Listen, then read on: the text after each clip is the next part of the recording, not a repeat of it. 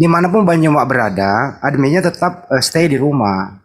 Di kantor gitu ya, Bang Juma ini tangannya tanda tangan, tapi isi kepalanya debat. Jadi mereka ini bisa sambil debat, sambil kerja di kantor, gitu loh. Karena memang Bang Juma ini kalau tidak bicara dalam debat dalam lintas agama itu kayaknya ada yang kurang gitu loh.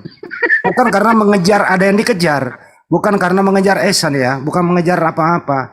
Tapi karena memang Bang Juma ini lahir untuk menjadi seorang pendakwah. Dan alhamdulillah ya, alhamdulillah adik saya ini gitu ya, berkat Bang Juma, salam akal sehat dan lain-lain itu sudah banyak yang teredukasi, sudah banyak menemukan kebenaran Islam. Bahkan kemarin sore ada yang ingin bersyahadat. Makassar Mualaf Center Indonesia dengan adanya Bang Juma dan tim di sana itu sudah banyak yang bersyahadat. Kenapa? Mereka banyak yang terinspirasi, teredukasi, termotivasi. Kenapa? Bahwa hidup ini hanya sementara. Jangan sampai kita salah memilih agama itu, kepercayaan itu. Nah itulah intinya. Ya Bang Juma memang lahir untuk itu. Bukan mengejar esen, bukan mengejar kepopuleran. Kenapa? Karena Bang Juma dimanapun berada. Di mobil sambil nyetir dia bisa debat.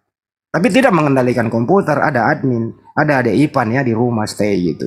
Jadi tolong persepsi di luar sana bahwa Bang Juma mengejar esen, mengejar pendapatan. No, no, no. Pendapatan Bang Juma juga dibagi kok buat kita semua. Kemaslahatan umat, membangun masjid, membantu adik-adik mualaf, ada anak angkat, disekolahi dan seterusnya begitu. Jadi bukan untuk pribadi, teman-teman ya. Ini saya bukan membela Bang Juma, bukan karena adik dan sekampung ya. Ya memang realita dan faktanya begitu. Mudah-mudahan Bang Juma jangan sampai patah arang. Lanjut terus. Itu Bang Juma, silakan ditanggapi. Betul sekali Bang Handi, terima kasih banyak. Nanti tak kirim kuaci ya. Jadi begini loh Bang, teman-teman semuanya ya. Ada hal yang selalu membuat saya itu terkagum-kagum dengan Al-Quranul Karim. Sehingga saya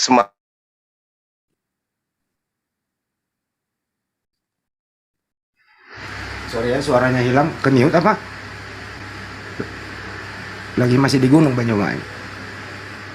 Sabar ya. Bang Juma suaranya hilang, sinyal hilang. Ya, saya rasa itu adalah satu hal yang sulit kemudian. Sementara niatan kita ini adalah untuk bagaimana Al-Quran ini bisa dipahami dengan baik. Karena itulah kemudian langkah awal ya kita harus menyampaikan kebenaran itu diawali dari kitabnya teman Kristen itu sendiri. Kenapa demikian? Karena Al-Quran dari sejak 1400 tahun silam itu mengurai tentang apa yang ada di dalam Al-Quran itu sendiri terhadap kondisi dan keadaan atau fakta yang real di dalam kehidupan kita sebagai anak keturunan Adam. Contoh misalnya nih, ketika diterangkan di dalam Al-Quran begini, dalam surah An-Nisa misalnya ya, Bismillahirrahmanirrahim, wa innal ladzina ikhtalafu fihi lafi syakkim minhu. Jadi di sini membuat kita itu semakin terheran-heran dengan keadaan yang ada yang kita hadapi saat sekarang. Ketika dikatakan wa innal ladzina ikhtalafu, orang-orang itu sesungguhnya berselisih pendapat tentang ya, tentang siapa yang diterangkan di sini. Malahum bihi min ilmi illa tiba'az zanni wa ma qataluhu yaqina. Berarti berbicara mengenai Isa alaihissalam. Ketika berbicara mengenai qataluhu, berarti berbicara mengenai pembunuhan atau penyaliban. Nah, ini Al-Quran 1400 tahun silam menerangkan wa innal ladzina ikhtalafu fihi lafi syakkim minhu malhum bihi min ilmi illa tiba'a zanni wa ma qataluhu yaqina. Jadi ayat ini jelas mengatakan bahwa sesungguhnya mereka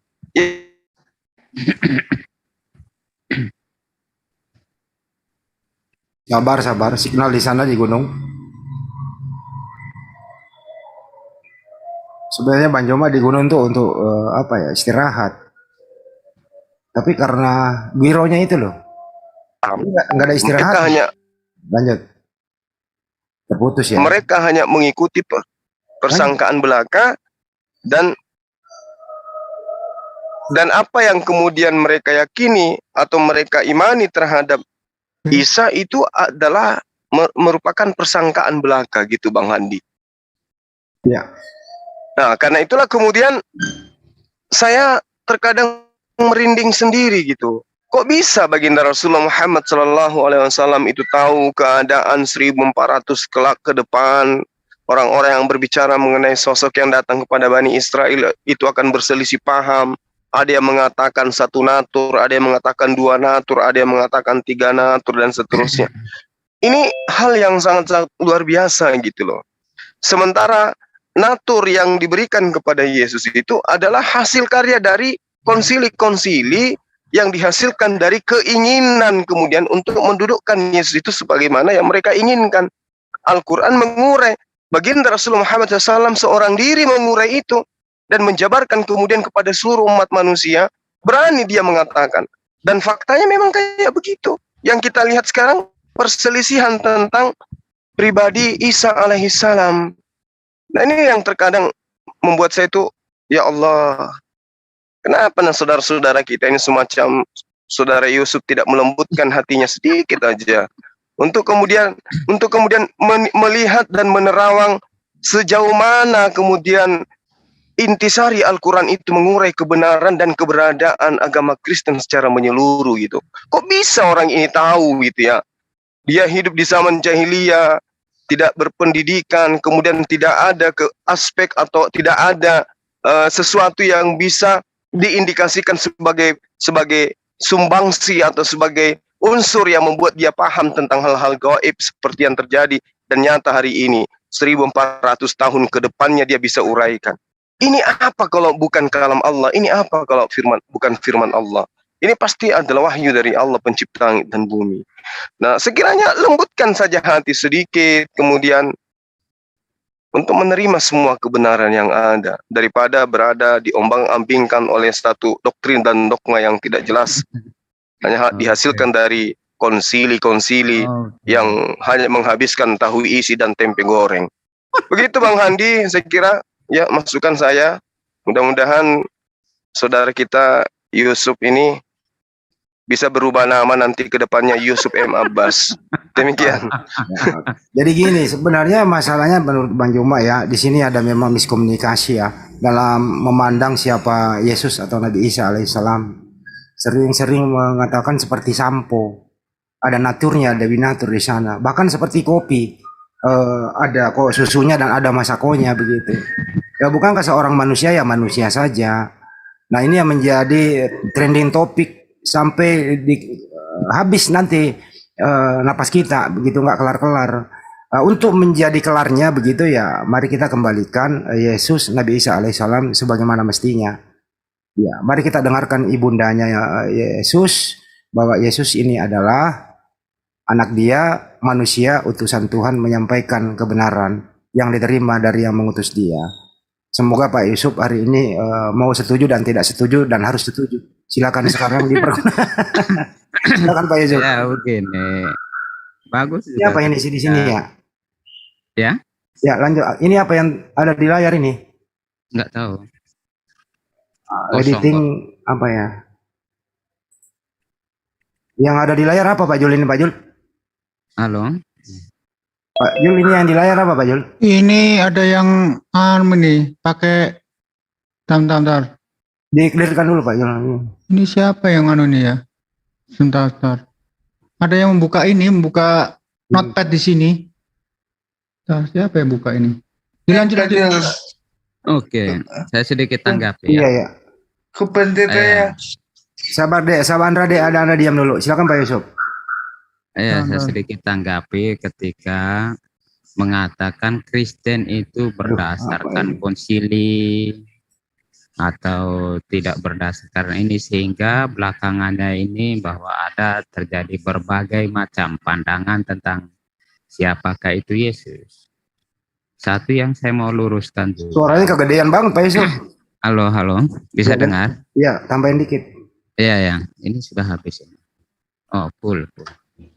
Jadi begini, Jadi ketika begini. karena segala sesuatu mesti diluruskan. Karena kebetulan saya ini Kristen, jadi saya luruskan tuh seperti ini, bahwa apa yang menjadi pewartaan tentang siapakah Yesus ini yang menjadi fokus utama iman kekristenan. Ketika ada di dalamnya penceritaan yang saya sudah katakan dulu, bahwa Alkitab atau Bible ini memang banyak kata yang sudah jelas, tetapi banyak yang mengandung makna eksplisit. Maksudnya terkandung makna-makna yang lebih dalam yang perlu digali. Sehingga ketika ada cara orang menafsirkan ini berarti seperti ini berarti seperti itu, kelihatan bahwa ini ada perbedaan. Itu bukan karena sumbernya yang berbeda, tidak. Maksudnya Yesusnya yang berbeda, tidak. Tetapi bagaimana intelektualitas manusia yang memandang Yesus secara berbeda. Karena itu wajar.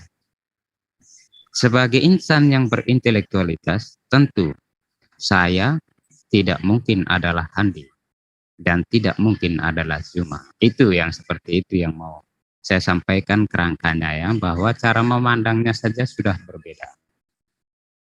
Tentang hal ketuhanan ini sesuatu yang melampaui, jadi warna terhadap penafsiran tentang sumber keberadaan itu ya akan bervariasi. Kalau satu itu yang bermasalah, bulat itu yang bermasalah, maksudnya satu utuh sudah seperti ini apa adanya, itu yang bermasalah bagi saya. Belum tentu bagi Handi sama, itu beda. Jadi menyikapi hal-hal seperti ini, iman Kristen ini berdasarkan pada apa yang diwartakan, terutama keempat Injil itu sebagai titik fokus pengajaran siapakah Yesus. Memang tokoh fenomenal yang saya bisa katakan Yesus ini. Ya, karena memang dari hadirnya saja pun sudah membuat sesuatu yang fenomenal. Dan saya salut dan saya sembah. Itu yang saya katakan, iman Kristen bukan berdasarkan pada apa tanggapan orang tentang iman kami, tidak. Tetapi kami mengerti akan apa yang kami imani. Oleh karena itu ketika sering dikutip Yohanes 17:3, sebenarnya dalam hati saya ini sebenarnya kalau dibaca dari ayat 2 itu mengerti betul bahwa menjadi Kristen ini adalah anugerah dari Yesus. Tanpa mengerti itu, tanpa ada anugerah Balik Pak Yusuf, menjadi Kristen ini anugerah dari Paulus, bukan dari Yesus. Dan itu 17:2-3 itu membuktikan bahwa menjadi Kristen ini adalah anugerah Yesus. Oke. Jadi gini ya teman-teman semuanya ya, karena ini udah di penghujung. Ya. Dengan adanya obrolan kami tadi dengan Pak Yusuf, Romo Aldo menanggapi diskusi Bang Joma dengan MYM semalam, karena Pak Yusuf juga semalam ikut mendengarkan, ada satu kata yang membuat Pak MYM itu tertarik naik di sini, yaitu tadi Nestorian gitu. Artinya itu Nestorian baru saya paham juga, artinya itu sesat gitu ya Pak Yusuf ya. Ya. Nah beliau tertarik naik kemari. Alhamdulillah ada hikmah. Beliau naik kemari itu artinya bisa kita saling kenal satu sama lain. Beliau bisa mengenal JCC lebih dalam, siapa-siapa personalnya dan seperti apa programnya, dan akhirnya bisa bersahabat kita semua. Dan next nanti ya beliau sering-sering masuk ke sini untuk edukasi terutama kepada Kristen-Kristen yang lain. Dan beliau juga bersedia diskusi dengan siapapun, termasuk dengan Pak Hendritan dia bersedia, termasuk dengan Pak Yusuf, termasuk dengan Romo Aldo, termasuk dengan Joshua Tewu, termasuk dengan Samuel Siahaan, termasuk dengan Bro Daniel Jesus Only, termasuk dengan yang lain-lain, termasuk SSJ dan Unitarian Pras Donald. Dan nanti kami JCC akan memfasilitasi ini semua supaya apa? Terbangun kemandirian denominasi masing-masing dan terbangun pencerahan kepada orang-orang di luar sana bahwa inilah mereka-mereka wajahnya seperti ini. Dan sekali lagi kami di JCC tidak niat untuk mengadu domba, tapi tujuannya adalah edukasi supaya apa, diskusi ini ada pintu masuk. Karena kami Muslim kadang-kadang nggak bisa membedakan denom apa yang kita ajak diskusi, begitu disamaratakan. Akhirnya apa, teman-teman yang tidak mengenal itu, teman Kristen tidak mengenal itu, kewalahan untuk menjawabnya. Kalau dia menjawab jujur, berarti dia membenarkan denom yang dia tidak suka, yang tidak sesuai dengan keinginannya. Seperti Pak Yusuf, ditanya mengenai yang lain-lain, tentu mau iyain, saya nggak setuju, mau tidak setuju, ya serba nggak enak kan gitu. Kayak tadi antara MYM, Pak Yusuf dan Romualdo. Kira-kira begitu ya Pak Yusuf? Iya, oke. Udah mau selesai, Saya Bang. juga permisi Kenapa ya. Bro Admin? Udah mau selesai ya. Udah. Tapi nggak apa-apa, silakan Bro Aduh. Admin berpendapat, boleh kok. Enggak, saya baru masuk, baru nyimak Ya kan tadi. kita bisa lanjut lagi, kita tutup ini, kita Ya. buka topik baru. Ya, saya Maaf. permisi Bang Handi ya. Terima kasih. Iya, Pak Yusuf. Makasih Pak Oke Yusuf. Pak Yusuf. Bro Admin mendengarkan diskusi semalam? Aku semalam belum sempat, ini baru mau dengerin. Ada kegiatan. Oke. Nanti kita lanjut lagi kalau sesudah itu. Ini season ini kita tutup dulu. Bang Juma, ada yang terakhir disampaikan Bang Juma sebelum ditutup? Ya, Bang Handi, yang pada prinsipnya apa yang kemudian dituduhkan oleh Pak MYM terhadap saya, terhadap apologet Muslim, bahwa kita apologet Muslim ini disebut sebagai polemikus oleh dia, dan dikatakan kita selalu membuat karikatur daripada Yesus atau konsep ketuhanan Kristen. Saya mengatakan begini, yang membuat karikatur sebenarnya itu adalah agama Kristen, sekte apapun dia. Yang kita lihat kemudian di permukaan adalah oneness, trinitas, ya, dan seterusnya. Itu adalah karikatur yang mereka buat terhadap anak Maria. Sementara apapun yang termaktub kemudian di dalam teologi Kristen, pembahasan tentang kristologi, baik itu duinatur atau trinitas, itu pada dasarnya tidak dapat dipisahkan antara satu dengan yang lainnya, baik dalam hubungannya dengan sejarah dogma maupun dalam teologi sistematika yang mereka susun di konsili-konsili yang ada. Sehingga saya pribadi sebagai debater Muslim tampil kemudian membawa dan menenteng konsep Yesus yang datang pada Bani Israel. Kuperhadapkan kepada sekte-sekte ini.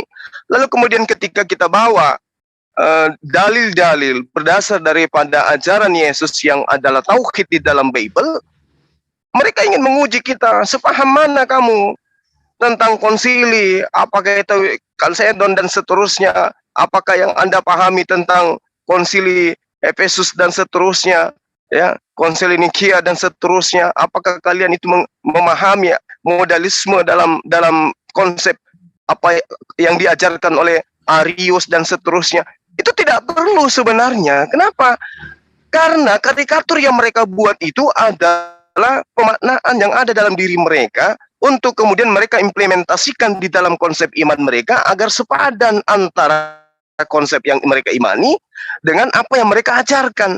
Cuman, sekali lagi saya katakan, cuman ada satu hal yang sangat disayangkan. Apapun buah karya mereka di dalam kemudian membuat karikatur tentang Yesus, tidak berkesesuaian dengan asalnya. Tidak berkesesuaian dengan apa yang Yesus ajarkan. Nah, saya pribadi muncul untuk kemudian membawa apa yang menjadi misi kedatangan Yesus itu. Tidak melalui konsili-konsili pemahaman saya. Nah, inilah yang ingin kita sampaikan kepada teman-teman Kristen. Nah, memang kalau dia seperti Bapak MYM melihat saya, ya, dia melihat saya secara sepintas. Kalau dia mengatakan dia ilmiah, saya tidak ilmiah, dia logik, saya tidak logik, kemudian dia akademik, saya tidak akademik. Itu karena apa? Dia memiliki masa di mana dia pemahamannya itu terstruktur dari waktu, dari masa, dari biaya yang dia keluarkan untuk mendapatkan konsep itu. Saya tidak. seketika itu memahami kontroversi antara Arius dengan sekte-sekte yang lain, bagaimana kemudian mereka bercerita tentang logos, bagaimana logos ini berinkarnasi, kemudian bagaimana logos ini dikatakan bagian daripada tubuh Yesus yang tadinya adalah Tuhan itu sendiri. Saya ngerti, saya paham, saya juga belajar, tapi konsep saya, metode saya, cara saya semata-mata bersumber dengan apa yang kemudian Yesus ajarkan kepada Bani Israel. Saya tidak perlu melakukan satu tindakan atau gerakan atau metode penyampaian yang sifatnya dibumbu-bumbui supaya nampak ilmiah, supaya nampak akademik, supaya nampak logik, tapi pada ujungnya doktrin dan dogma yang tidak punya makna sama sekali. Contoh misalnya, Yesus Tuhan, Yesus manusia. Bagaimana mungkin kemudian ada manusia 100%, kemudian 100% ini ternyata juga dia adalah Tuhan? Ini logika apa yang bisa masuk di dalamnya? Jadi untuk mengurai itu kemudian satu-satunya paham metode untuk mendiamkan saya adalah Suma, kamu tidak logik, kamu tidak akademik, kamu tidak ilmiah. Apa maksudnya? Kamu tidak pernah sekolah, kamu tidak paham apa itu logos, apa itu konsili, apa itu gagasan Erastus Sabdon dan seterusnya. Kamu nggak paham. Yang paham itu cuma saya, karena saya orang Kristen, saya S3, saya sekolah teologi, saya sering ke Belanda, saya sering ke Amerika. Itu yang dikatakan hebat menurut orang-orang ini. Padahal yang dikatakan hebat itu adalah ketika mendudukkan ajaran Yesus itu sebagaimana yang seharusnya, tidak perlu diembel-embeli dari gereja ini, menurut bapak-bapak gereja, menurut konsep ini dan itu, nggak perlu. Ya, nggak perlu kita harus memahami ajaran Apolinaris, ajaran yang muncul kemudian di Konstantinopel pada tahun 381 Masehi. Bagaimana kemudian Konsilo Oikomenes dan seterusnya. Nggak perlu yang kayak begitu. Karena ending daripada semua itu adalah Yesus adalah dua natur. On off seperti PLN. Kalau dia malam, nyalakan lampu. Kalau dia siang, matikan lampu. Apa-apaan konsepnya yang kayak begini. Tidak sekali menyentuh apa yang diajarkan oleh Yesus kepada Bani Israel. Saya kira begitu Bang Handi. Jadi biarkanlah saya berjalan di alur yang saya punya. Izinkanlah saya kemudian mendakwakan apa yang Yesus ajarkan. Anda hadir, teman-teman Kristen hadir dengan warna yang Anda punya. Biarkan waktu yang berbicara, biarkan nanti Tuhan yang menentukan. Saya kira begitu Bang Handi. Salam tauhid, salam satu Tuhan. Allahu Akbar. Assalamualaikum warahmatullahi wabarakatuh. Waalaikumsalam warahmatullahi wabarakatuh. Salam satu Tuhan. Ya, ini benar terjadi semalam. MYM berusaha memberikan argumentasi atas pertanyaan Bang Juma, logik, ilmiah, dan akademik. Tapi sumber logik dan akademiknya itu yang kami tangkap semalam adalah tidak bersumber dari Bible ajaran Yesus, tapi bersumber daripada yang tertulis yang ada di Bible. Nah, kalau kita tarik benang merahnya, ternyata ajaran logik yang dimaksud, yang disampaikan menjawab pertanyaan, cenderung logiknya ini ke bawah-bawah menjadi doktrin. Jadi saya perhatikan semalam ini, berbicaranya logik tapi isinya doktrin. Jadi nggak jauh-jauh dari konsili, nggak jauh-jauh dari kesepakatan Bapak Gereja. Meninggalkan ajaran inti Yesus di dalam Bible. Nah, kalau Bang Juma dan teman-teman muslim yang lain itu cenderung berpegang kepada siapa Yesus menurut Yesus. Mestinya nggak perlu terlalu jauh mencari ilmu sampai ke Belanda, sampai kemana. Cukup membaca Bible dengan penuh kejujuran, dengan hati yang ikhlas. Di sana akan Anda menemui siapa Yesus. Jadi semalam sebenarnya ini, ya Bang Juma dengan Pak MYM ini, Pak MYM ini tidak menghadapi Bang Juma, tidak diskusi dengan Bang Juma, tapi dia diskusi dengan Bible-nya sendiri. Dia diskusi dengan argumentasi atau apa yang tertulis di Bible tentang Yesus. Dia melawan argumentasi Yesus. Kalau kita tarik ke dalam lebih jauh bagaimana Yesus pernyataannya di Bible, tidak ada satu pun pernyataan Yesus di Bible, termasuk Ibunda Maria tercinta, mengatakan Yesus itu 100% manusia, 100% Tuhan. Nggak ada hal demikian didapat di Bible. Di mana mau ketemunya? Ketemunya adalah di luar daripada Bible. Di mana itu? Yang mereka sekolah. Apa mata kuliah mereka? Ya mata kuliahnya adalah teologis kayak begituan. membahas tentang Arius, membahas tentang konsili 325, 381, 451. Dikombinasi akhirnya apa? Terpecah belah mereka. Siapa yang kuat, dia yang dapat. Siapa yang lemah, dia tertindas. Unitarian begitu hebatnya mengatakan bahwa Yesus itu hanya utusan. Dia tertindas di republik ini. Bagaimana SSJ mengatakan Yesus itu adalah utusan, ciptaan. Dia tertindas di sini, bahkan dikatakan sesat. Yang merdeka adalah orang-orang yang kuat. Orang-orang yang cenderung memakai titel yang begitu banyak berderet. Dialah yang menang. Menang dalam segi power, menang dalam segi argumentasi yang dibangun begitu bagus. Formulasi kata menjadi kalimat yang bisa membobokkan orang lain. Padahal apa yang disampaikan tidak tertuang di dalam Bible. Ini yang perlu kita pelajari semua teman-teman, khususnya saudara-saudaraku muslim, bahwa jangan sampai Anda berada di situ dan tertidur pulas dan cenderung menyentuh hati. Hati-hati pernyataan-pernyataan ajaran kasih sayang, pernyataan formulasi bahasa, keluar filsafat yang menina-bobokkan. Hati-hati pernyataan-pernyataan demikian. Ini bisa membuat bingung kalian. Untuk itu, di samping mempelajari ini semua, perbuat juga akidah Islam. Jangan sampai stop hari ini mempelajari Al-Quran, mempelajari hadis, supaya apa? Lebih menguatkan. Jadi kami di sini diskusi mempelajari Bible bukan untuk mengimani, bukan untuk meyakini, tetapi bahan standar untuk melawan argumentasi pendapat-pendapat di luar Bible. Itulah yang dipakai Bang Juma dan kawan-kawan. Sekiranya begitu, ada teman yang mau menanggapi sebelum ditutup? Ya, makasih Bung Handi. Ya, silakan Dok. Assalamualaikum warahmatullahi wabarakatuh. Waalaikumsalam warahmatullahi wabarakatuh. Ya, memang tadi malam itu framing tentang ilmiah tidak masuk akal. Itu kita kan juga pernah belajar namanya sekolah S2, master. Kita tahu bagaimana metodologi dalam mengurai suatu hipotesa. Nah, Dwi Natur yang disampaikan tadi malam itu betul-betul tidak linear dengan sesuatu yang berbeda. Jadi justru kalau kita mau lihat secara jujur, justru Gurunda yang memberikan kajian ilmiah berdasarkan Terbalik ya Dok? Iya, berdasarkan referensi-referensi yang dipakai sebagai satu sumber narasi dalam menarasikan sesuatu. Tetapi kalau misalnya ngeles untuk menarasikan sesuatu itu kan doktrin. Artinya tidak ada sumber data yang valid yang dijadikan rujukan untuk menyampaikan sesuatu. Itu kan namanya ilmiah itu. Ilmiah itu adalah referensi yang digunakan untuk menyampaikan sesuatu itu dijamin, misalnya jurnal atau apapun.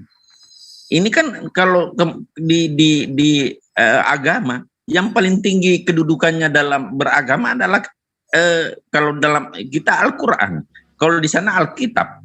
Nah, kalau di luar itu dijadikan referensi, itu ngawur. Artinya apa? Dia selalu menuduh orang untuk contoh Gurunda, dia sudah mengutip Bible ayat ini, pasal ini.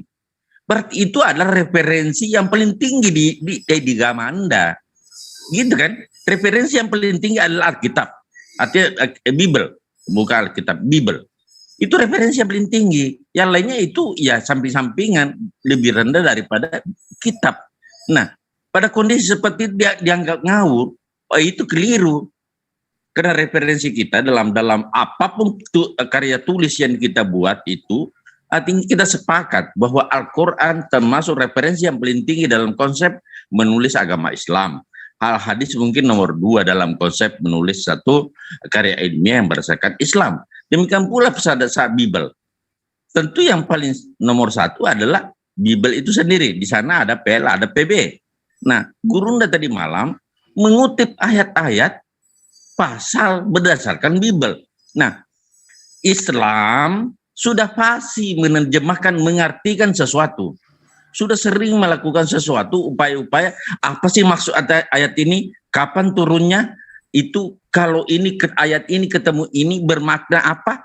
Jadi kita ini tidak kosong dalam menerjemahkan sesuatu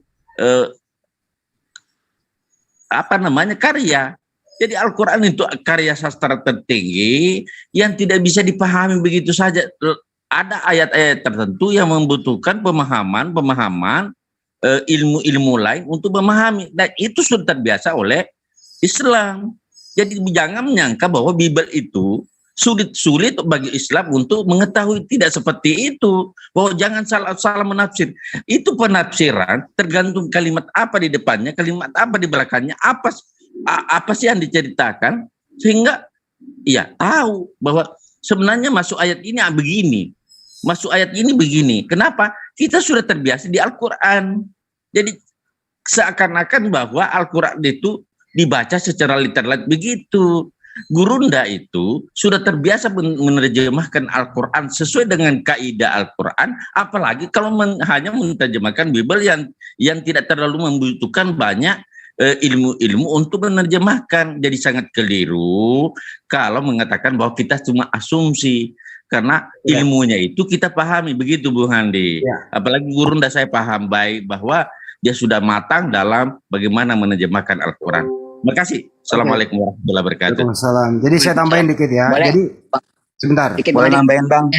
Satu lagi dari saya. Jadi gini, yang semalam Uniripa Mas Kores itu bertanya berdasarkan argumentasi MYM mengatakan Yesus 100% manusia, 100% Tuhan. Terutama untuk Uniripa mereka tidak menjawab sama sekali. Kores bahkan dikatakan pertanyaan kelas SD dan kemudian di-kick. Apa yang ditanyakan Kores semalam itu adalah Matius 2:13. Kalau Yesus itu adalah 100% Tuhan, 100% manusia, bagaimana mungkin Tuhan itu ya melarikan diri malam hari bersama Yusuf dan Maria? Kores bertanya, apakah mungkin Tuhan melarikan diri bersama manusianya Yesus? Kalau manusianya Yesus melarikan diri kedua ibu bapaknya begitu, mestinya Tuhan juga ikut melarikan diri. Nah ini yang membuat mat semalam MYM sehingga mengatakan pertanyaan Kores ini tidak nyambung, cenderung pertanyaan kelas 2 SD. Ini kan artinya ini sebenarnya menabok argumentasi Yesus 100% manusia, 100% Tuhan. Akhirnya Mas Kores di-kick dari room itu. Itu intinya teman-teman. Jadi sangat sulit membuktikan Yesus 100% manusia, 100% Tuhan, karena memang dasarnya nggak ada. Itu bro admin ya. Tidak ada tertulis di Bible itu 100% manusia, 100% Tuhan. Gitu loh bro. Ya, sedikit Bang, boleh Bang? Ambil sedikit Dulu bro admin dulu. Oh Bang Bro Admin, oke lanjut Bang Bro Admin. Kalau pandangan mengenai 100% Tuhan, 100% manusia itu ya sumber di Bible ada Bang Andi. Kalau saya menjawab ya sumber saya itu dari pengakuan Thomas. Udah itu saja. Oh gitu. Iya, Thomas di situ jelas-jelas bilang, ya Tuanku atau ya junjunganku dan Allahku. Ya, Jadi dan menurut Tuhanku. Anda fisik Yesus ini manusia. Di dalam manusia ini ada Tuhan di dalam diri Yesus, begitu? Ini saat mengatakan Tuhan bukan berarti ada Tuhan, tetapi memang gelarnya adalah Tuhan. Meskipun dalam bentuk yang kita lihat adalah rupanya manusia, tetapi gelarnya dia itu tetap. Nah, gelar ini yang tidak bisa diubah atau kita sematkan sendiri. Kalau kita memberi sesuatu gelar Tuhan, misalkan patung kita gelari Tuhan, nah itu yang kita salah. Atau ada manusia, tiba-tiba kita gelari Tuhan tanpa Admin, tahu sumbernya, baru kita di salah. dalam diri Yesus sebenarnya ini yang mana sih yang Tuhan di dalam diri Yesus? Ini dalam pertanyaan itu kita itu hanya cukup menjelaskan isi dari Bible Bang Andi. Bible mengatakan, Thomas mengatakan, ya Tuhanku dan Allahku. Kita di sini tugasnya hanya mengerti ayat itu. Tidak ada pertanyaan yang lain. Tapi kan gini bro Alimin, kan perlu dijelaskan bukan hanya doktrin. Kalau Yesus itu 100% manusia, 100% Tuhan, kita akui Yesus ini manusia sempurna tanpa cacat. Manusia Ya. yang mulia diutus ke muka bumi, mulai dari ujung kaki sampai ujung rambut. Nah, Ya. pertanyaan sekarang, yang mana Tuhan di sini? Apakah rambutnya, apakah kakinya, atau rohnya, atau nyawanya? Gitu loh. Iya, Yesus itu Bang, yang manusia itu, yang dilihat sama Thomas dalam wujud manusia itu. Jadi menurut Anda fisiknya Yesus termasuk juga Tuhan? Iya kan saya bilang tadi, Tuhan ini adalah gelarnya. Atau Allah. Ya kan Ini Thomas adalah gelar. berkata, ya Tuhanku, ya Allahku. Ya, Ya, Tuhan. berarti dia melihat Tuhan dan Allah kan di situ di depannya. Artinya lagi badannya Yesus ini termasuk Tuhan Allah kan gitu. Apa bisa iya begitu? Iya, karena gini, kita kan sumbernya dari Bible. Bible mengatakan seperti itu, kita harus justru kalau bisa nanti misalkan diskusi itu formatnya dirubah Bang. Misalkan coba kita bahas pernyataan Thomas. Menurut penafsiran Bang Handi sebagai muslim itu artinya apa? Menurut penafsiran Kristen artinya apa? Gitu. Nanti biar audien yang menilai seperti itu. Baik. Kalau memang konsisten di situ Bro Admin bahwa Thomas melihat Tuhan Allahnya di depannya dia, harus konsisten juga bahwa iblis juga berhasil membawa Tuhan Allah Anda gitu loh. Apa iya mau berpendapat bahwa iblis membawa Tuhan Allah ke gunung yang tinggi gitu? Yang membawa itu roh. Iblis yang membawa, Bro, tertulis di Bible. Yang membawa roh Bang Handi. Yang menguji membawa iblis. dia, Bro. Dapat tak bukain datanya? Coba Iblis ayat membawa berapa, Yesus coba? ke gunung yang tinggi, Bro. Ayat berapa coba? Sebentar saya bukain. Mungkin saya yang salah baca. Kalau nggak salah sih Di yang membawa Matius roh. 4, 8 sampai 10. Matius 4, 8 sampai 10. Kemudian iblis membawa Yesus ke gunung yang sangat tinggi. Artinya, iblis membawa Tuhan Allah Anda gitu loh. Kan aneh. Coba buka Matius 4, 8. Matius 4, 8, 10. Nggak ada roh di situ. Oh, enggak, ini kan peristiwa kedua Bang. Saya sebentar. Ada peristiwa pertama. Ada peristiwa pertama. Ya, intinya saya membawa itu. Oke lah, oke saya nggak membantah Anda. Thomas tersungkur kan berkata, ya Tuhanku, ya Allahku. Artinya Tuhan Allah ini kan ada kepalanya, ada rambutnya, ada kakinya. Oke. Tapi Anda juga harus konsisten bahwa iblis berhasil membawa Tuhan Anda ke gunung yang tinggi. Gitu aja, konsisten aja. Bukan itu Bang. Kalau misalkan mau mengartikan itu, kita harus baca dulu Matius pasal 4 ayat 1. Ya, apa itu? Maka Yesus dibawa oleh roh ke padang gurun untuk dicobai iblis. Jadi yang membawa ini adalah roh. Oke. Pertama, kemudian Roh dicobai apa ini? iblis. Roh apa yang membawa ini? Kalau dalam versi penafsiran kita, roh ini ya apa? Roh Tuhan. Oke, roh Anda kan ini adalah Allah ini kan Anda merupakan roh. Iya, yang membawa roh roh. Roh Allah juga yang membawa Yesus begitu. Iya, yang membawa ke padang gurun untuk dicobai iblis. Jadi yang roh mencobai Allah baru membawa iblis. Yesus bersama roh Allah kan gitu. Bukan, jadi datangnya atau sampainya Yesus ke padang gurun bukan oleh iblis, tapi oleh roh sendiri. Oke. Apakah roh Allah bisa berbentuk iblis? Ya nggak bisa kalau roh Allah Nah, ya itu roh Allah. tertulis di sana, Bro. Tertulis di sana tuh di Matius itu tadi. Ini Bang, yang mencobai iblis. Nah, setelah di sini kan tulisannya Jadi roh Allah bisa berubah menjadi iblis yang mencobai Yesus. yang membawa roh, tetapi yang mencobai iblis. Jadi pada peristiwa pencobaan, iblis yang mencobai, Matius bukan 4, roh. 8, 10 tadi, Bro, tertulis dengan jelas di situ ya, Iya. iblis yang membawanya. Bang Andi, peristiwa membawa dari mulanya itu kita baca, kita tahu di Matius pasal 4 ayat 1, Yesus dibawa oleh roh. Jadi pada pertama kali Yesus dibawa ke padang gurun atau dibawa ke peristiwa pencobaan 3 kali itu yang membawa adalah roh. Jadi Roh. nah, itu. Tapi kata iblis di sini apa maksudnya? Nah, kemudian dicobai oleh iblis. Iblis inilah yang mencobai, bukan roh ini. Berarti Anda meninggalkan Matius 4, 8, 10 tadi, Bro. Bukan. Setelah itu baru iblis baca membawa ke Ya. tempat kedua dan tempat ketiga. Yang membawa iblis ini Yang ke jelas pencobaan di sini, kedua Bro. dan pencobaan ketiga. Bro, yang jelas di sini tertulis ya. Kami nggak menista loh ya. kemudian iblis membawa Yesus. Kalau Yesus ini adalah Tuhan Allah, artinya iblis membawa Tuhan Allah Anda gitu loh. Ke gunung yang sangat tinggi. Udah kelar di sini tertulis kok. Iya, betul, betul, betul. Ya udah betul, artinya jelas juga di sana bahwa Tuhan Allah Anda itu ya ikut melarikan diri bersama Yusuf dan Maria, tertulis di Matius 2:13. Ini pertanyaan Kore semalam. Melarikan diri ya. Kan Iya, memang Yusuf, berpindah. ya Yusuf, Maria dan anak mereka segera melarikan diri pada malam hari.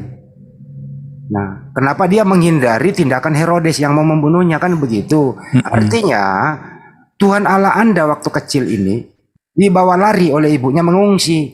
Ya pertanyaan, kok Tuhan Allah takut sama Herodes? Takutnya bagian mana, Bang? Ya karena melarikan diri, mestinya dia melawan dong. Ngapain dia kabur? Tuhan Allah kok kabur?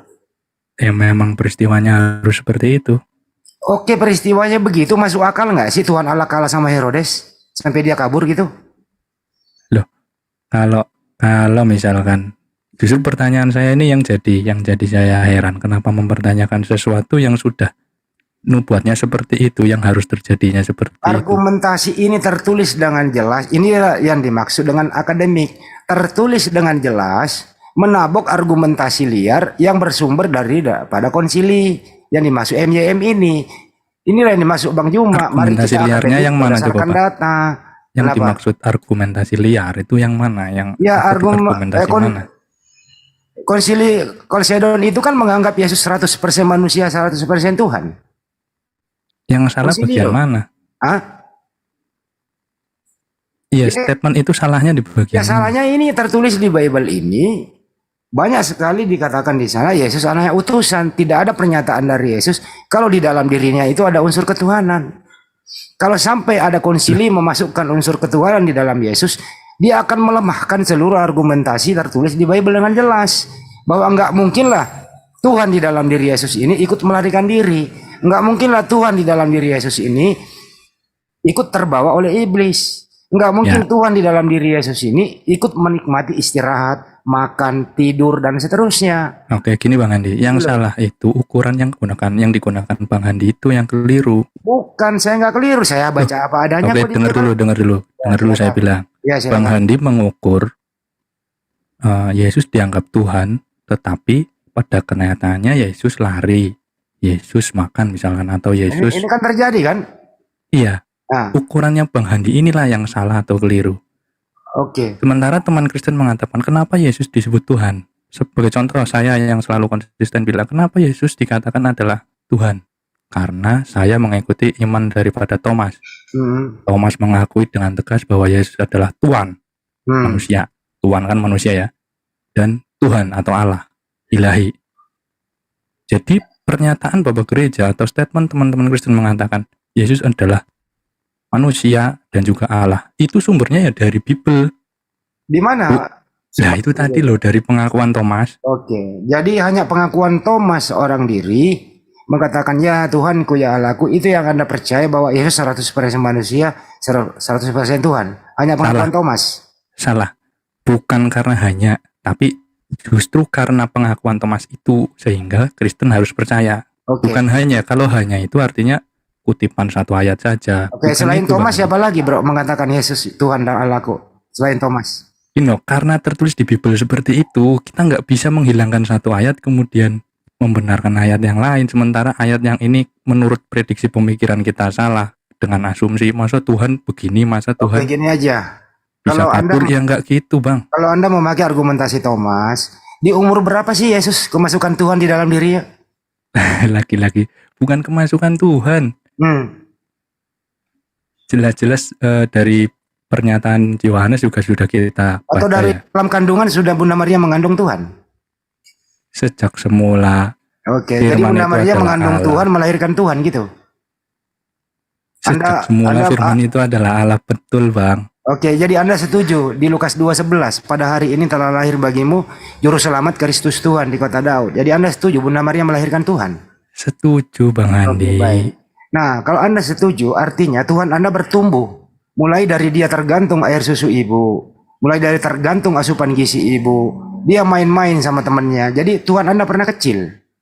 setuju Bang Handi. Oke, People setuju. mengatakan demikian. Kalau saya menolak justru saya ini bukan Kristen. Ya is oke, nggak apa-apa. Jadi Tuhan Anda Betul. pernah kecil, ya, pernah tidak bisa berbuat apa-apa karena harus dihidupi oleh ibunya kan gitu ya. Ya, saya Oke. singkat Ya, pernyataannya silakan, begini. silakan.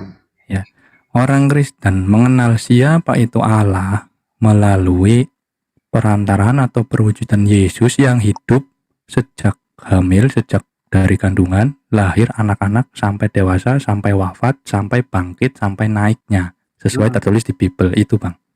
Oke, nggak Itulah. apa-apa. Nah, itulah Anda yang percaya diri banget itu loh, kalau Tuhan Anda bertumbuh besar dari kecil sampai dewasa gitu. ya namanya beriman 100% totalitas ya memang harus seperti itu. Oke, artinya apa? Waktu umur 8 hari Tuhan Anda disunat gitu. Ya, Yesus disunat, betul. Ya, dokter canggih mana bisa menyunat Tuhan? Memang dia disunat, tertulisnya seperti itu. Artinya pantaskah Tuhan disunat? Menurut Bang Handi ya, menurut Bang Handi bagaimana? Ya kalau saya sih masa Tuhan disunat nggak mungkin lah. Nah, itu loh bedanya Bang Handi. Saya mengikuti apa yang dikatakan Bible. Ya oke, kalau begitu kita setujui Anda bahwa Tuhan disunat, oke nggak apa-apa. Iya, memang Bible bunyinya seperti itu. Ya pertanyaan sekarang umur 12 tahun pantas nggak sekolah? Tuhan ini menuntut ilmu. Ini loh, ketika jenengan bilang pantas dan tidak, kalau tertulis di Bible seperti itu, saya setuju Bang Handi. Ya mestinya kan Tuhan yang ngajarin orang nih, kok dia yang menuntut ilmu gitu. Kok Tuhan terbatas keilmuannya, kok sampai harus diajarin oleh para kayak pas di sana gitu loh, para orang-orang pinter di bait suci ya. Bahkan Tuhanmu ini dalam masuk bait suci gitu ya, dia asik belajar di sana. Bapak ibunya meninggalkan dia, lupa dia kalau dia punya anak.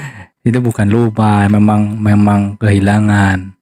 Iya lupa kan, akhirnya orang kasih tahu, ketinggalan anakmu anak Tuhan ketinggalan, terus balik lagi jemput Tuhan ini gitu loh. Kok Iya. bisa gitu loh? Ya memang dicatat peristiwanya Maria dan Yusuf itu kehilangan Yesus waktu itu. Ya kehilangan Kemudian Tuhan, ditemukan. jangan kehilangan Yesus, kehilangan Tuhan. Iya, ya memang peristiwanya seperti itu, benar. Saya nggak menolak. Iya, artinya apa? Bunda Maria sama Yusuf waktu kehilangan Tuhan, dia menyembah siapa? Loh, kehilangan Tuhan menyembah siapa gimana? Ya kan Tuhan ada di bait suci, Bunda Maria udah pergi. Nah, waktu itu dia menyembah siapa? Dia harus nempel loh. Bunda Maria dan Yusuf ini mereka tetap pada iman Yahudi. Yahudi mengenal siapa itu Allah. Allah yang menyelamatkan. Nah, waktu Bunda Maria hidup gitu loh, waktu anaknya umur sehari, Bunda Maria menyembah Tuhan yang mana?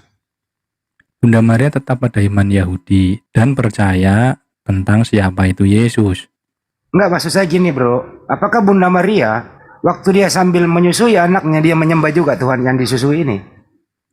Bagaimana caranya menyusui terus menyembah, maksudnya gimana? Ya dia Bang kan Andi? Tuhan.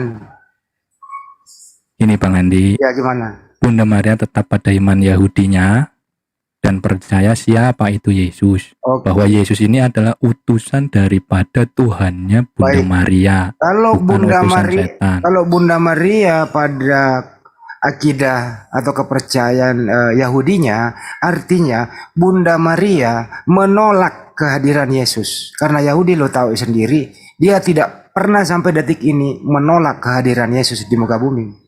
Apa Bunda Maria menolak kehadiran anaknya? Bang Andi, Yahudi itu ada dua, yang satu menerima, yang satu menolak. Yang menerima itu Kristen, yang sekarang Yahudi udah berpaling. Dulu nggak ada yang namanya dua Yahudi bro. Yahudi ya Dulu Yahudi. itu cuma ada muridnya Yesus itu, kira-kira apa itu muridnya Yesus? Ya menurut Anda ini, kalau Bunda Maria ini Yahudi beneran, pasti dia menolak anaknya. Artinya menurut Anda Bunda Maria ini Yahudi yang berpaling begitu, sehingga dia menerima dan mengakui kehadiran Yesus di muka bumi. Bukan berpaling, percaya tentang utusan yang ditunggu-tunggu itu sudah datang, seperti 12 murid. Berarti Bunda Maria ini berbeda dengan Yahudi pada umumnya. Karena Yahudi pada umumnya itu menolak Mesias yang datang ini. Yang menolak itu adalah Kayafas atau imam-imam Yahudi. Ya Karena iya, itu kan umat, guru Yahudi kayak Iya. apa itu bro? umat lebih percaya kepada apa yang dikatakan Yesus. Terlebih lagi Yesus memberikan mukjizat yang tidak bisa dilakukan oleh orang zaman itu. Berarti ajaran Kayapas dengan apa yang ada dalam ajaran Bunda Maria berbeda menurut Anda? Ajaran Kayafas itu terancam pada waktu kehadiran Yesus. Karena pengajarannya menurut mereka yang melihat itu benar-benar bukan ajaran seperti ajaran para pemimpin Ya, tapi Kayafas itu. ajaran Kayapas itu, bro, itulah yang diyakini Yudaisme waktu itu. Semua Kayapas dan semua Yudaisme, semua pengikut Yahudi waktu itu seragam menolak Mesias ini. Nah, kalau Anda mengatakan Bunda Maria adalah Yahudi, berarti dia juga menolak anaknya, bro. Bang Andi, saya tadi sudah bilang, ke-12 murid ini juga Yahudi. Ke-12 murid menerima Yesus. Begitu juga Bunda Maria. Berarti Kan ya saya sudah menurut bilang Anda Yahudi ada dua, yang satu menerima, yang satu tidak. Menurut Anda Yahudi waktu itu terbelah. Bukan terbelah, ada dua, yang satu menerima terbelah Yesus. Nah, yang satu tidak menerima. Yang tidak menerima itu ya kerombolannya Kayafas dan lain-lain. Termasuk Saulus gitu ya. Paulus waktu itu pertama. Saulus waktu itu. Ya betul. Artinya dia menolak juga Yesus gitu ya. Ya, nah setelah peristiwa penyaliban itu kan baru tren.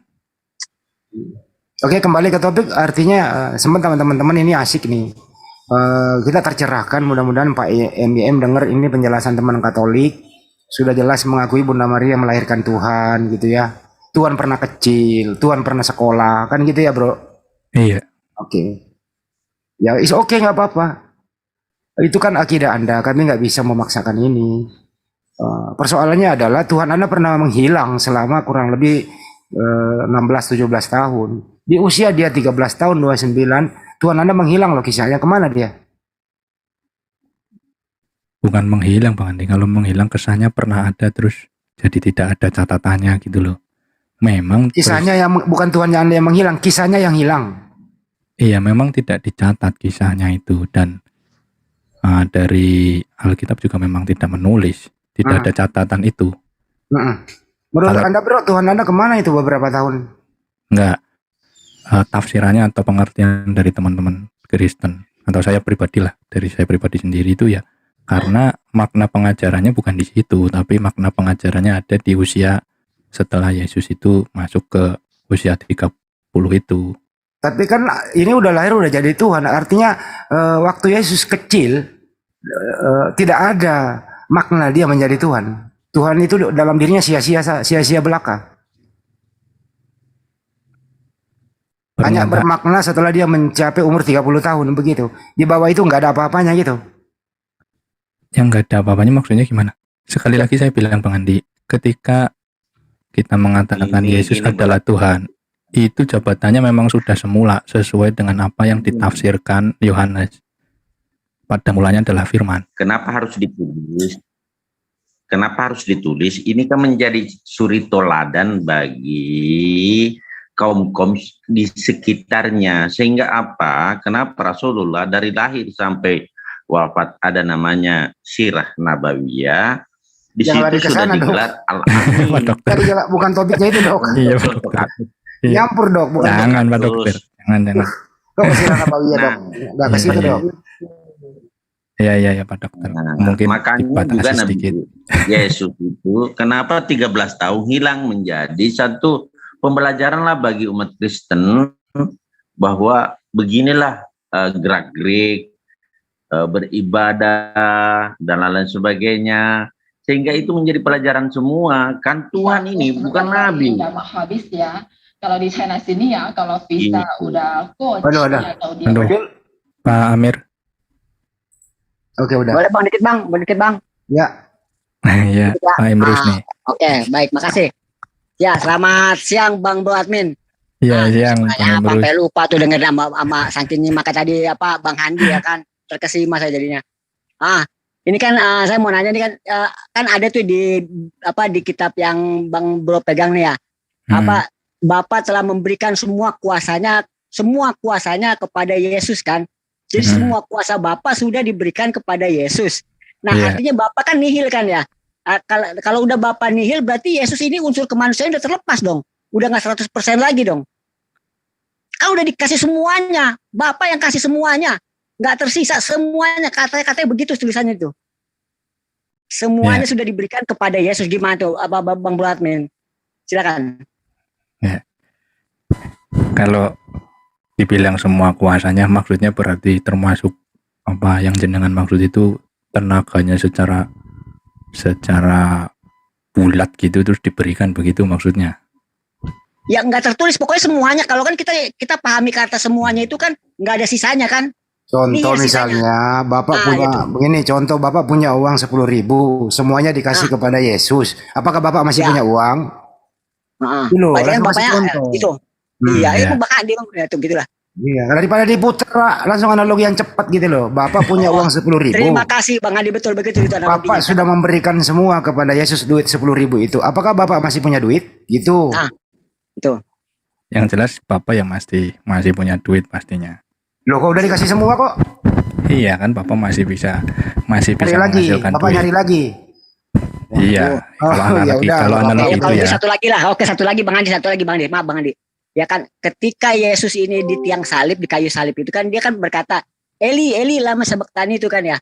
Nah, sedangkan Yesus itu kan jadi Tuhan, kenapa dia nggak berfirman dalam hati? Karena dia kan punya kuasa untuk berfirman dalam hati. Tanya aja, jangan kenapa. Iya kan, saya ketahui. Kenapa lah Bang, harus dijelasin Bang? Ya pertanyaannya gini, waktu Yesus disalib kan dia ada Tuhan di dalam dirinya, Yesus ini Tuhan. Nah, kenapa dia memanggil Tuhan lagi yang lain? Ada berapa Tuhan gitu loh? Enggak, bukan berapa Tuhan Bang. Dia kenapa tidak menggunakan dia karena dia Tuhan, kan ada tertulis itu berfirman dalam hati. Harusnya dia berfirman dalam hati.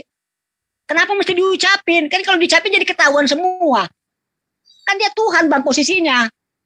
Cukup dia aja dengan bapaknya yang tahu berfirman dia dalam hati. Tapi dia terucap. Ya jawabannya Bro Admin terserah Tuhan Maha Kuasa. Lo mau apa? Tapi Tuhan yang turun ke bumi. Nggak bisa. Nggak boleh dong. Nah pertanyaan lu itu membuat Bro Admin menjawabnya begitu. Enggak mau. Bang Andi udah bisa jawab. Ya udah begitu. Jadi pertanyaannya itu jangan ngambang kayak gitu. Bro Admin bertanya ya terserah Tuhan Maha Kuasa, kok ngapain lu yang sibuk Ya kan gitu. gini Bang Imrus. Ya gimana? Bang Emrus bilang kenapa tidak berfirman gini loh. Peristiwa yang dialami Yesus itu sebelumnya sudah disampaikan oleh para nabi yang disebut dengan nubuat. Nubuat ini ya firman Tuhan. Jadi apa yang akan terjadi oleh Mesias yang ditunggu-tunggu ini sudah dinubuatkan sebelumnya, termasuk peristiwa penyaliban itu. Itu nubuatnya sebagai apa Bang Bro Admin? Mesias yang ditunggu-tunggu ini, raja yang ditunggu-tunggu ini. Iya, raja sebagai apa? Anak manusia kan? Iya. Berarti bukan Tuhan kalau anak manusia. Iya, betul. Ya kan? Anak Allah, betul. Betul, gimana? Nah, ya, satu lagi Bang Imrus. Gimana? Iya, di Bible juga tertulis Yesus adalah Allah. Yesus adalah Allah. Itu bukan nubuat. Di mananya, Bang? Nubuat. Enggak, begini, ketika Bang Imrus menanyakan, sebagai apa? Sebagai anak manusia? Betul. Sebagai anak Allah? Betul. Udah kan itu aja. Ya ada lagi. Ya. Ada pengakuan iman para murid atau salah satu murid. Seperti yang Thomas bilang itu. Karena tertulis di Bible, kita tidak bisa menghilangkan itu. Bang, jadi tadi karena abang tadi bilang sebagai murid ya, karena kan bicara antara guru dan murid, sekalipun di situ Yesus nggak ada tulisannya Bang ya, kalimatnya itu mengatakan nih Yesus mencontohkan cara beribadah ya, misalnya ini bilang sama muridnya, Thomas atau saya Simon siapa Petrus semua, lihat saya beribadah berdoa begini loh caranya, tidak ada satupun kalimatnya yang segaris kayak ada Bang Imrus yang dia bilang nyontoin ya, ini saya dia nyontoin ya kalimatnya, contohlah saya nih. Ada contoh ya.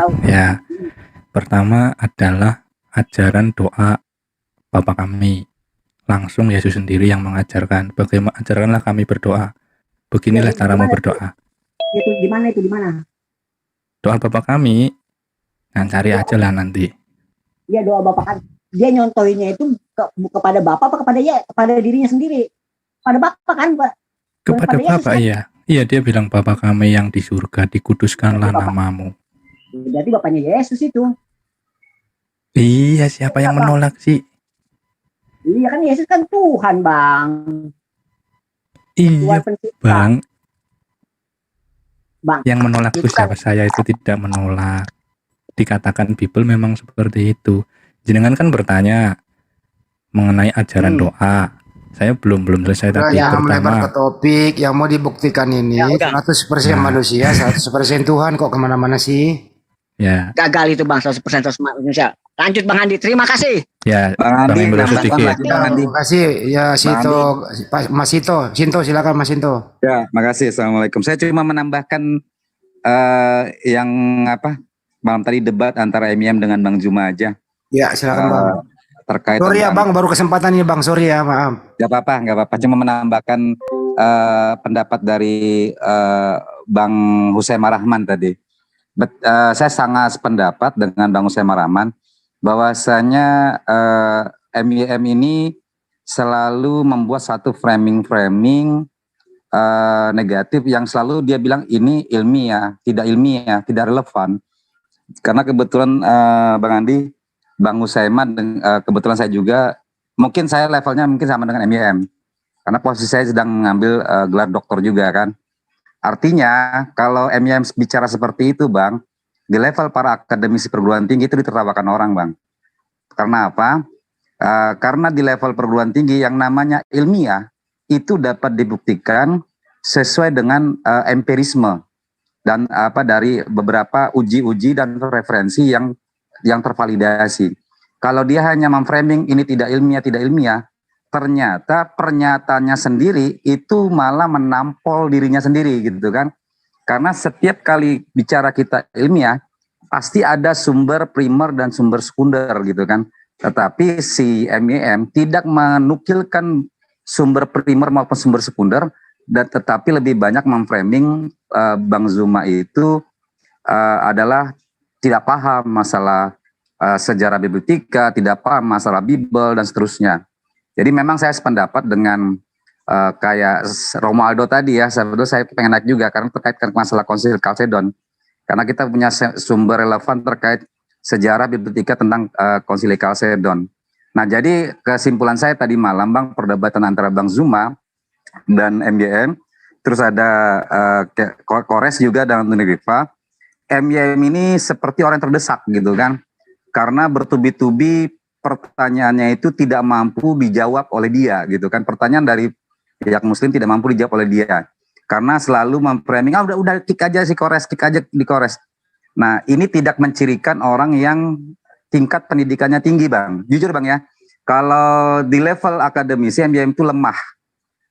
Itu malah dijadikan bahan tertawaan para akademisi di level perguruan tinggi. Karena tidak punya sumber yang kuat, yang tervalidasi.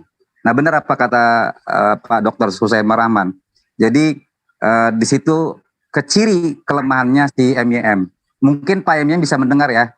Semoga bisa mendengar bahwasanya Anda nggak usah bicara tentang ilmiah atau tidak relevan kalau memang Anda tidak memiliki sumber-sumber yang memperkuat pernyataan Anda. Itu aja Bang Andi, terima kasih. Assalamualaikum. Waalaikumsalam. Ilmiah itu bersifat ilmu secara ilmu pengetahuan, memenuhi syarat kaidah ilmu pengetahuan.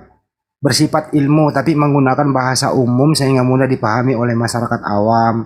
Gaya penulisannya juga harus ilmiah. Ilmiah itu berkesesuaian data dan fakta. Apa yang kita sampaikan mudah dinalar, mudah dimengerti oleh masyarakat umum.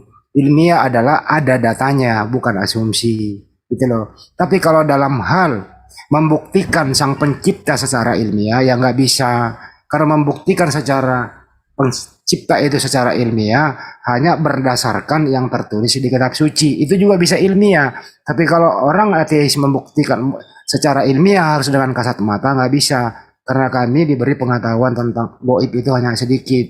Jadi ada yang bisa diilmiahkan secara kasat mata, ada yang bisa diilmiahkan tapi tertulis berdasarkan kitab suci. Jadi bedakan ilmiah berdasarkan kitab suci dan ilmiah berdasarkan penelitian. Karena metode-metode penelitian ilmiah itu berbagai macam teknik untuk membuktikan bahwa karya tulis kami adalah ilmiah. Jadi bedakan kitab suci yang bisa diilmiahkan dan metode-metode penelitian yang bisa diilmiahkan. Jadi ada dua hal yang berbeda. Jadi seorang dokter kayak ini harus ngerti juga. Jangan semua diilmiahkan. Nanti juga blunder gitu loh. Kira-kira begitu ya Pak Sinto? Iya benar Bang. Jadi memang di level para ilmuwan itu memang dia percaya Bang ada faktor apa energi X yaitu Tuhan. Bahkan seorang Albert Einstein pun menyatakan bahwasanya konsep yang saya tulis ini, konsep rumus E sama dengan MC kuadrat ini pun itu ada yang lebih hebat lagi daripada ini, yaitu Tuhan, tadi Sang Pencipta. Makanya banyak para ilmuwan-ilmuwan di dunia dia tidak bisa lebih kuat daripada Sang Pencipta. Itu ateis ya Bang ya, dari teman-teman ateis. Artinya mereka percaya tentang adanya keberadaan Tuhan.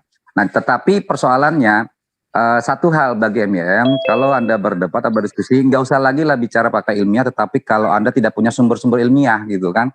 Dan saya sependapat dengan Bang Andi tadi, ilmiah itu dalam konteks secara empirisme gitu kan, yang dapat diuji cobakan dan tervalidasi oleh para pakar. Nah, dan itu bisa dimasukkan dalam tulisan-tulisan ilmiah. Tetapi dalam kitab suci pun bisa diilmiahkan juga, dan itu bisa bersumber-sumber, baik itu sumber primer maupun sumber sekunder. Itu aja Bang Andi, terima kasih. Assalamualaikum. Waalaikumsalam warahmatullahi wabarakatuh. Pak Jul, silakan Pak Jul. Iya. Iya, untuk menanggapi pendeta MYM, dia sering berkoar-koar ilmiah. Nah, di sini kita bisa menarik benang merahnya. Kita saksikan tadi malam itu ya, satu pun dia itu tidak ada hal yang ilmiah, tetapi menyerang balik kepada lawan debatnya dikatakan tidak ilmiah. Dan kita bisa melihat ya mental seorang dokter ya, dokter lah dia itu, S3 kan, itu enggak mencerminkan beliau itu seorang S3. Bahasanya seperti bahasa pasaran ya, dalam menghadapi Kelvin dengan cuma hentakan-hentakan ataupun serangan-serangan yang saya kira itu bukan serangan ya, mengkomparasi. Kita waktu itu sedang membahas masalah arah pemikirannya. Tapi arah pemikirannya setelah dikritik oleh teman-teman Muslim, dia itu panik, malah menyerang proses pewahyuan di Al-Quran. Nah ini kan nggak apple to apple, katanya ilmiah. Inilah ciri khas seorang berdebat yang sudah lemah argumennya, akhirnya dia panik, menyerang membabi buta, sampai si Kelvin diktik. Nah ini kan tidak mencerminkan sebagai seorang yang punya status dokter ya. Di samping itu kita bisa melihat ketika sesi perdebatan di awal-awal saja sudah kacau.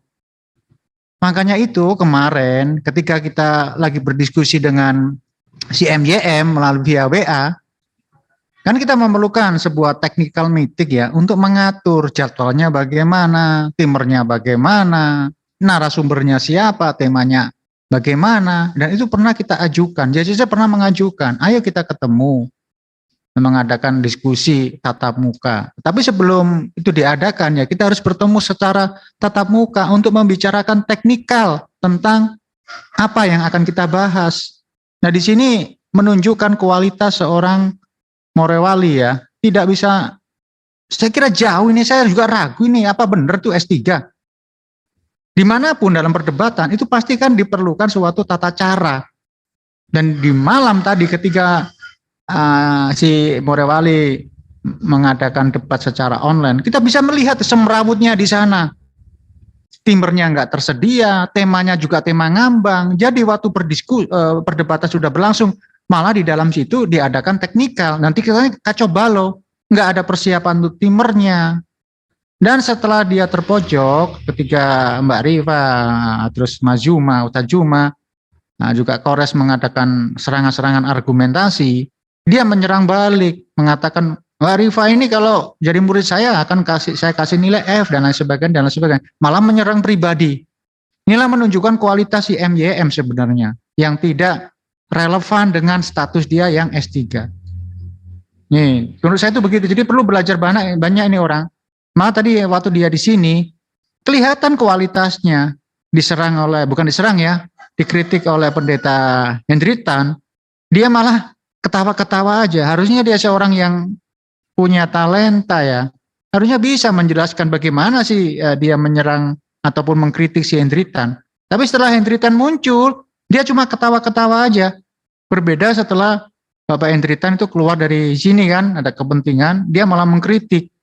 Nah ini menunjukkan kualitasnya sudah kita dapat kok. kualitasnya itu kualitas berdebat ecek-ecek atau berdiskusi yang ecek-ecek sebenarnya. Kita lihat perbandingan waktu dia mengadakan diskusi secara online, mana kualitasnya? Kacau balau kan di sana.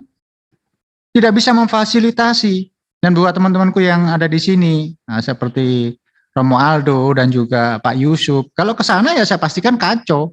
Karena apa? Dia akan super power di sana. Dikit-dikit kick, dikit-dikit akan dikeluarkan, padahal tidak ada penghujatan di sana.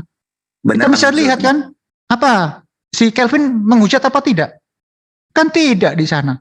Kecuali menghujat, saya setuju untuk di-kick. Tetapi dalam hal ini si Kelvin tidak menghujat loh. Tidak pakai data malah Kelvin. Memakai data semua, mengcompare lah. Ini saya memakai data dari kamu, tetapi kamu nggak bisa menjelaskan, malah menyerang balik kepada Kelvin sampai di-kick. Nah bagi saya ini bukan ilmiah lagi, ini sudah bahasa pasaran nih orangnya yang dipakai. Ya intinya dia tuh ingin cari inilah, ingin cari pamor, ingin cari nama, tapi ya kualitasnya kayak begitu. Lihat aja itu, netizennya juga mulai hilang, kagak ada, penggemarnya juga kagak ada. Itu sih Mas Andi pendapat saya tentang si Pendeta Morewali ini. Tapi kita juga harus memberi apresiasi Pak Jul, beliau bisa bergabung bersama kami di sini. Ya itu mungkin terpaksa saja dia, atau mungkin kupingnya panas. Kenapa? Kita dianggap ini loh Mas Andi, dianggap tim abal-abal. Kita dianggap tim abal-abal loh. Kami punya legalitas gitu. Yang dipermasalahkan waktu itu tulisan technical meeting yang dianggap dia keliru, padahal dia sendiri keliru dalam menulis bahasa Indonesia. Nah betul itu pakai O loh sebenarnya, betul itu karena pakai U kalau kita boleh mengkritik masalah tulisan. Tapi itu nggak menyentuh pada ekstensinya. Ekstensinya adalah kalau mau berdebat dengan Mazuma, YJC akan menyediakan fasilitasnya, Apa berupa apa ya? Berupa gedung, konsumsi, moderator, sound system, keamanan kami akan sediakan.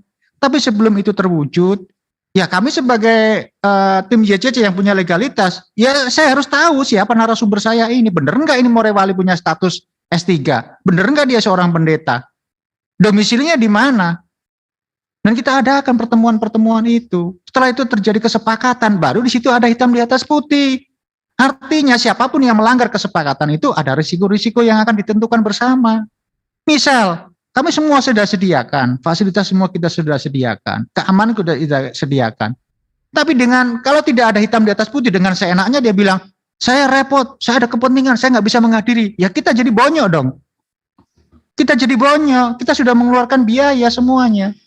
Si Morewali, tanpa ada hitam di atas putih, ya dia dengan seenaknya mengatakan, nggak ada beban dia itu. Beban apa? Beban nama baik katanya. Oh nama baik dia sudah nggak ada kok. Terlihat kualitasnya di sini. Nah bagi Morewali kalau mau meningkatkan kualitas ya temui kami tim YCC. Adakan diskusi dua arah melalui tim saya, tim YCC. Kita adakan aturan. Jangan pokoknya saya datang. Lah dimainkan tuh pokoknya seperti anak kecil. Yang nggak bisa. Ya harus adakan pertemuan. Mau minta kami melayangkan surat. Ya sebelum surat kami akan layangkan ke sana. Dari chat saya dengan dia itu tidak menunjukkan kualitas. Harusnya kami tanggapi dulu. Adakan pertemuan dulu. Kalau sudah deal baru kami kirim surat. Kami undang Anda untuk bertemu di mana. Oh dari WA aja sudah kacau kok. Nggak usah undangan. Nggak usah. Pokoknya saya itu datang. Nah ini kan menunjukkan kualitas yang menurut saya itu bukan lagi ilmiah ini, nggak ilmiah sama sekali ini bahasa-bahasa pasaran. Saya kira demikian Mas Andi, monggo yang lainnya dilanjut. Ya, mungkin terakhir ini siapa yang mau berpendapat terakhir kita tutup season kali ini baru kita kembali diskusi sebagaimana biasanya. Ada yang mau menyampaikan pendapat? Oke, kalau nggak ada kita tutup dulu season kali ini ya, teman-teman semua. Demikianlah tadi dari awal diskusi bersama Romo Aldo, Pak Yusuf. Ini sebenarnya membuat beliau ada di sini karena ada kata Nestorian. Ternyata Nestorian itu artinya adalah sesat. Jadi Pak Yusuf tadi cenderung mengatakan MIM ini seperti itu. Akhirnya beliau datang ke sini untuk meluruskan. Nah MIM siap berdiskusi dengan Romualdo, Pak Yusuf, dan Pak Henry Tan. Kami di JCC akan memfasilitasi ini semua karena kami di sini tim negosiator cukup mumpuni dalam hal ini. Saya akan menghubungi dan menjadwalkan. Mudah-mudahan bersedia di sini supaya kita bisa menikmati semua. Kalau di StreamYard itu agak-agak sulit kenapa fasilitasnya kurang, share screen apa segala macam. Ya, jadi kalau Pak MIM masih dengarkan, kalau ingin mengetahui teknologi Zoom, teknologi OBS, bagaimana live dengan baik, bisa masuk ke sini, akan dipandu oleh Amir kami yang menguasai itu gitu. Cukup sekian dulu teman-teman. Banyuma di gunung, segera kembali, hati-hati dalam perjalanan. Dr. Usema, Bro Admin, Pak Yusuf, Romualdo, Pak Sinto, semuanya terima kasih. Mas Imrus dan semua menara siar yang ikut melive ini, semoga saja bermanfaat buat kita semua. Dukung terus channel-channel kesayangan Anda, jangan sampai menonton channel-channel yang tidak bermanfaat. Terima kasih, mohon maaf atas segala kekurangan. Wabillahi taufik wal hidayah. Assalamualaikum warahmatullahi wabarakatuh. Sampai jumpa.